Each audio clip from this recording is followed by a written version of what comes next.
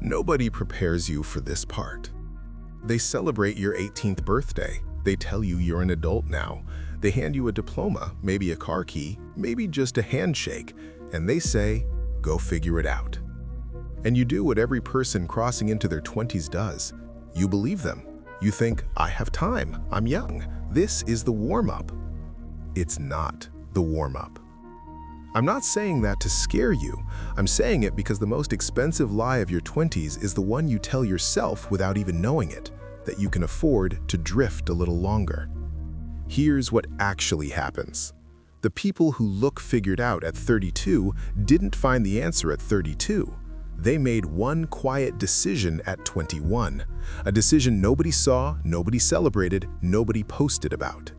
They picked something, a skill, a direction, a standard for themselves, and they showed up to it on the days it felt pointless, boring, thankless, and compound interest did the rest. That's not a metaphor. Your brain literally changes in this decade in a way it won't after 25. Neuroscientists call it synaptic pruning. Your brain cuts the connections you're not using and reinforces the ones you keep returning to. The person you'll be at 30 is being wired right now, not in some future version of your life. Right now, today, in how you spend the next 3 hours. And most people spend their 20s waiting to feel ready. You know what that looks like? It looks like saying, I'll get serious once I figure out what I actually want. It looks like switching directions every 11 months because nothing feels exciting enough to commit to. It looks like scrolling someone else's highlight reel at 1:17 a.m., wondering why your life feels flat, while doing nothing before 11 a.m. I'm not judging, I'm describing, because I've been that person, and so has almost everyone who eventually figured something out. Here's the truth nobody tells you before you step into this decade. Clarity is a byproduct of action, not a prerequisite for it. Read that again. You don't find your purpose first and then start. You start something, anything with enough real challenge in it, and the meaning shows up while you're working. Psychologist Erik Erikson spent decades studying exactly this phase of life. His work on identity formation says something simple. You don't discover who you are by thinking about it. You discover it by building something and watching what you're actually willing to push through. So what do you do with that?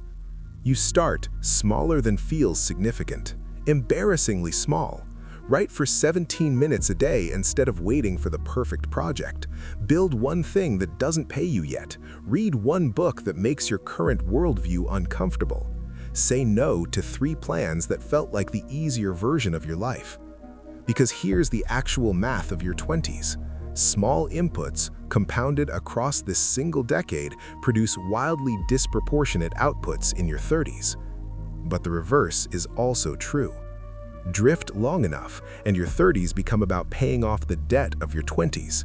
Not financial debt, but identity debt. The version of yourself you kept postponing. I want to be honest about something. This isn't a call to have your entire life mapped by 19. That's not real, and it's not the point.